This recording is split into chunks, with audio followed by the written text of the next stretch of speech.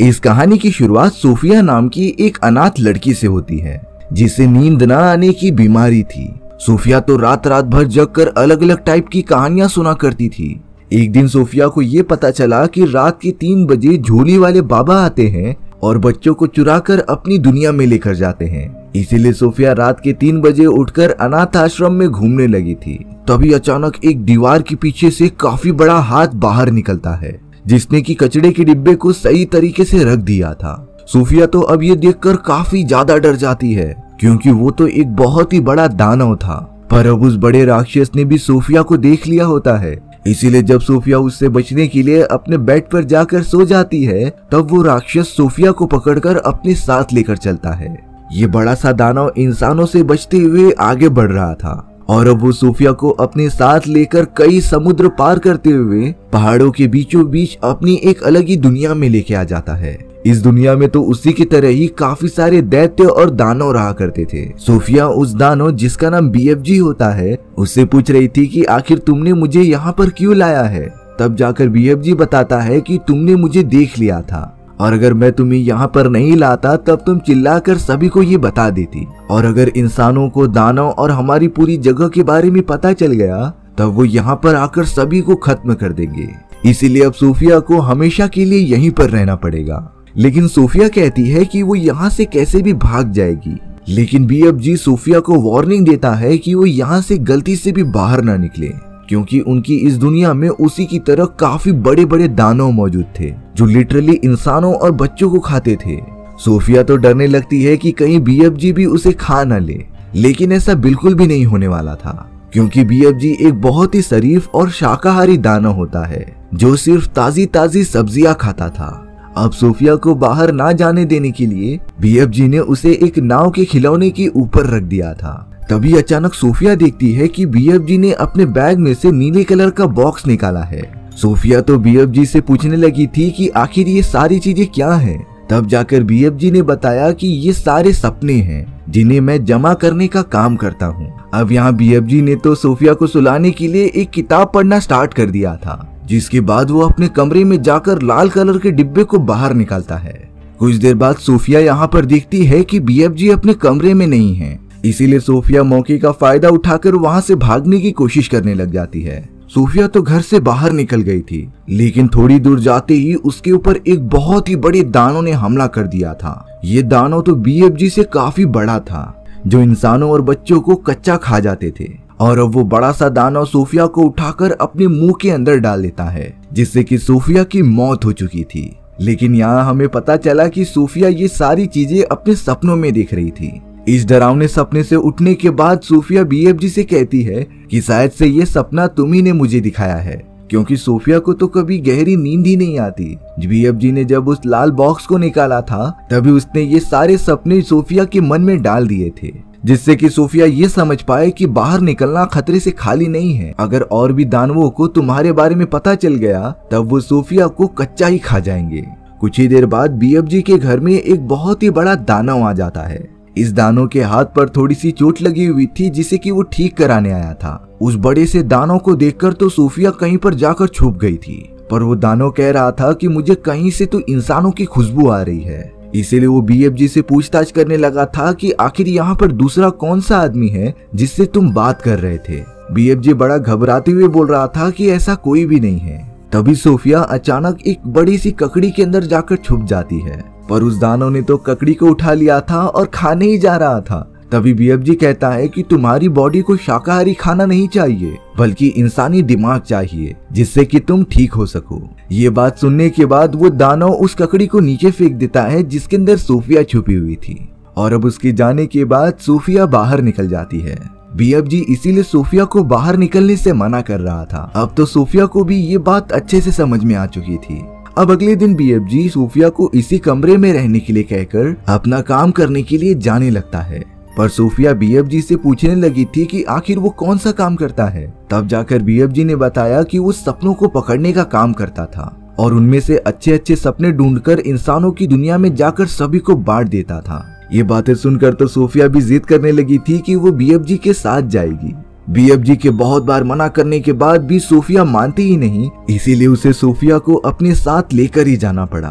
लेकिन यहाँ रास्ते में BFG को बहुत सारे दानव घेर लेते हैं। वो सब तो इसी तरीके से BFG को परेशान करते रहते थे, क्योंकि BFG साइज में उनसे काफी छोटा था। वो BFG से पूछते हैं कि आखिर तुम इस तरीके से कहाँ पर जा रहे हो।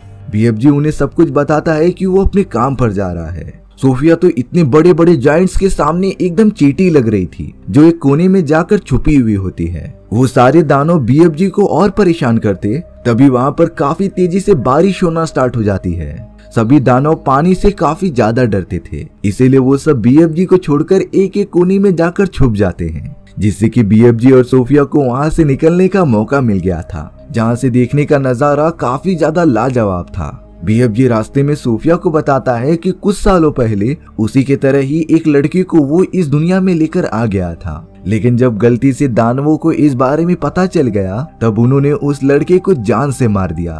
और अब वो नहीं चाहता कि सोफिया की भी हालत ऐसे ही हो, इसीलिए BFG कहता है कि तुम आज के बाद मेरे घर से बाहर मत निकलना। अब BFG सोफिया को पहाड़ के एकदम टॉप पर लेकर चले जाता है, जहाँ पर एक बहुत ही सुंदर और बहुत ही बड़ी झील मौजूद थी। BFG ने तो बिना कुछ सोचे समझे उस झील के अंदर छलांग लगा दी होती है। तब जाकर सोफिया ने ये अनोखा चमत्कार देखा कि BFG झील के पानी की दूसरी तरफ पहुंच चुका है, जैसे कि वहां पर एक दूसरी दुनिया मौजूद हो। BFG के कहने पर सोफिया भी उस पानी में छलांग लगा देती है, जिससे कि वो भी उस दूसरी दुनिया में पहुंच गई थी। झील के बीचों बीच तो एक बहुत ही बड़ा और चमकदार पेड़ होता है। BFG तो इन्हीं पेड़ों की वजह से यहाँ पर आया था। दरअसल इस बड़े पेड़ के ऊपर कोई फल नहीं उगते थे, बल्कि अलग अलग टाइप के सपने उगते थे, कुछ अच्छे सपने और कुछ बुरे सपने।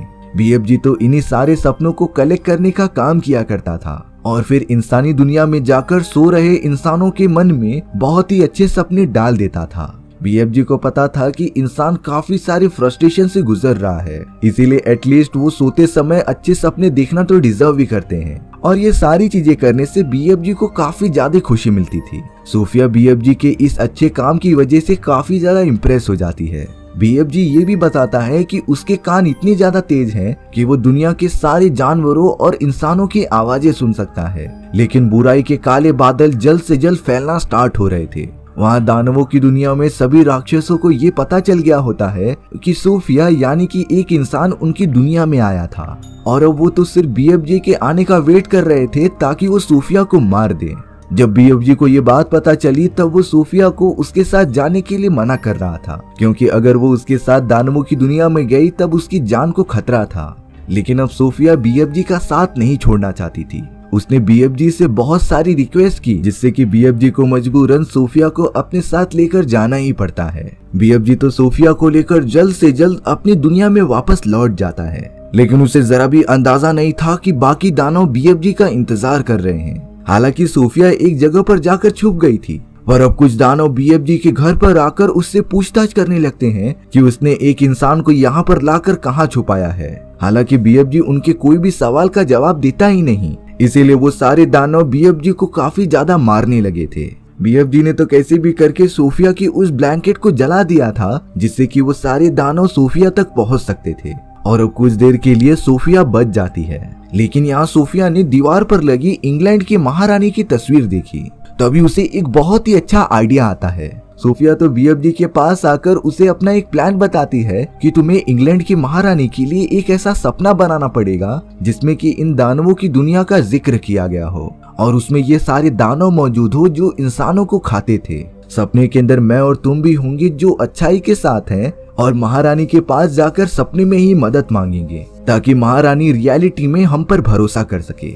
अब सोफिया जैसे जैसे बता रही थी, BFG उसी तरीके से सपने बना देता है, जिसके बाद वो दोनों इंसानी दुनिया में जाकर चोरी चुपके इंग्लैंड की महारानी के पास वो सपना भेज देते हैं, जिससे कि सारी रात महारानी ने वो सपना देखा। सुबह उठते ही इंग्लैंड की महारानी काफी ज्यादा चौंक गई, और उसने रात को देखे गए सारे सपने अपनी सिक्योरिटी को बताया। हालांकि सिक्योरिटी पहले कह रही थी कि ये सिर्फ एक सपना है, लेकिन जब उन्होंने न्यूज़पेपर में खबर पढ़ी तब उन्हें पता चला कि काफी सारे बच्चे रात को गायब हो चुके हैं, और अब तो खिड़की के सामने सोफिया भी आकर खड़ी हो गई थी, जिससे कि इंग्लैंड की महारानी को इन सारी चीजों पर भरोसा हो जाता है, क्योंकि उन्होंने सपनों के अंदर सोफिया और BFG को भी देखा था जो इंसानों की मदद करने आए थे।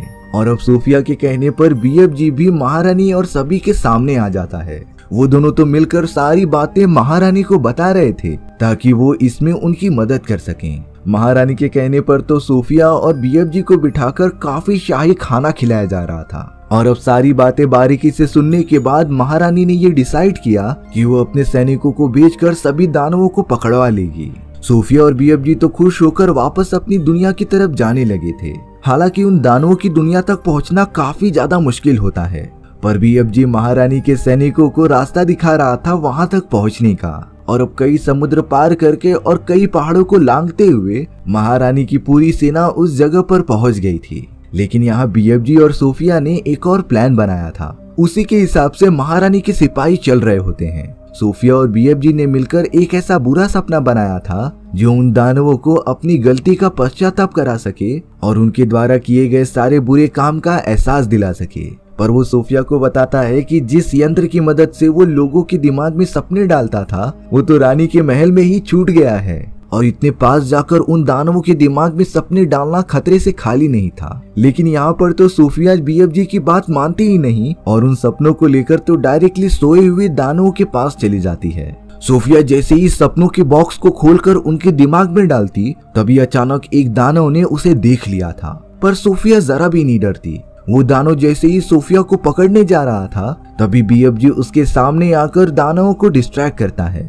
और अब तो कई राक्षसों को अपनी गलती का एहसास हो भी गया था। लेकिन उन सभी के सरदार पर ये सपने काम ही नहीं आते। सरदार ने तो बीएफजी को पकड़ लिया था जिसे कि वो जान से मारना चाहता था। पर अब प्लान के मुताबिक महारानी की पूरी सेना वहां पर आ जाती है, जिन्होंने सभी दानवों को एक एक करके अपने बहुत ही एडवांस मशीन से पकड़ लिया था। सारे दानव तो मजबूरन कुछ कर ही नहीं पा रहे होते और अब महारानी की पूरी सेना सभी बुरे दानवों को अपने साथ लेके जाकर एक छोटे से ही आइलैंड पर छोड़ देते हैं, क्योंकि उन्हें बीएफजी ने बता दिया था कि ये सारे दानव पानी से काफी ज्यादा डरते हैं। यानी कि अब वो सब दानव आइलैंड से कभी बाहर ही नहीं निकल पाएंगे। हाँ, उनके कुछ खाने के लिए सैनिकों ने वहाँ पर काफी सारी ककड़ी और सब्जियां फेंक दी थी, जिससे कि वो सारे दानव खाकर अपनी जिंदगी गुजार सकें। और अब सारी चीजें नॉर्मल होने के बाद सोफिया इंसानी दुनिया में वापस लौट जाती है। अब वो अनाथ आश्रम में नहीं रह रही थी, बल्कि सोफिया को तो इंग्लैंड की महारानी ने अडॉप्ट कर लिया होता है और अब वो एक राजकुमारी की तरह रहने लगी थी। वहीं दूसरी तरफ बीएफजी दानवों की दुनिया में अकेला ही बचा था और अब तो वो पूरी दुनिया में काफी आजादी से घूम फिर सकता था। बीएफजी को तो खाने के लिए अलग अलग टाइप की सब्जियां भी मिल जाती हैं, जिससे कि वो बहुत ही ज्यादा खुश हो गया था। सोफिया को जब भी बीएफजी की याद आती वो उसे पुकारने लगती। बीएफजी के कान इतने ज्यादा तेज थे कि वो अपनी दुनिया में रहकर सोफिया की आवाजें सुन सकता था। और इसी तरीके से हमारी ये अनोखी कहानी यहीं पर खत्म हो जाती है। सो व्यूअर्स, आपको ये स्टोरी कैसी लगी कमेंट सेक्शन में बताना भूलना मत। और अगर आपको मेरा एक्सप्लेनेशन 1% भी अच्छा लगा होगा ना तो वीडियो को लाइक एंड चैनल को सब्सक्राइब जरूर कर देना। मिलते हैं नेक्स्ट वीडियो में। Bye bye.